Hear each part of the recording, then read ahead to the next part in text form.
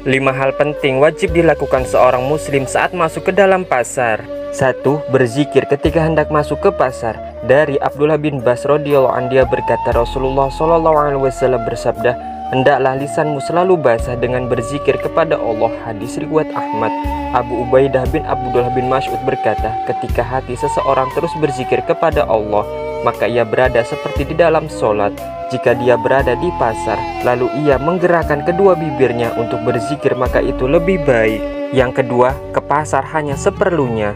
Saat berada di pasar, alangkah baiknya kita tidak berlama-lama, karena di dalam pasar banyaknya maksiat, kecurangan, dan juga perbuatan sia-sia, sehingga amalan di dalamnya sangat sedikit.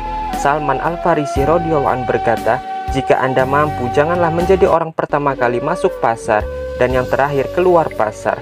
Sebabnya pasar adalah sarangnya setan, dan di sanalah ia menancapkan benderanya. Hadis riwayat Muslim. Yang ketiga, wanita saat ke pasar sebisa mungkin memakai pakaian syar'i, sebagaimana Allah Subhanahu wa Ta'ala berfirman, katakanlah kepada wanita yang beriman, hendaklah mereka menahan pandangannya dan kemaluannya, dan janganlah mereka menampakkan perhiasannya kecuali yang biasa tampak daripadanya. Quran Surah An-Nur ayat 31. Yang keempat, berlaku jujur dan amanah. Dari Abu Hurairah radhiyallahu anhu, dia berkata, Rasulullah SAW bersabda, tanda orang munafik ada 3: dusta dalam perkataan, menyelisih janji, jika membuat janji, dan khianat terhadap amanah. Hadis riwayat Bukhari.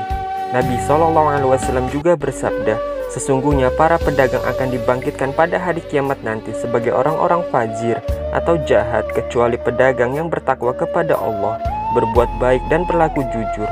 Hadis riwayat Tirmizi dan Ibnu Majah. Yang kelima, menundukkan pandangan. Dari Abu Sa'id Al-Khudri radhiyallahu anhu, dia berkata, Rasulullah SAW bersabda, janganlah kalian duduk di pinggir jalan. Mereka menyatakan, itu kebiasaan kami dan sudah sering kami lakukan karena tempat kami bercengkerama.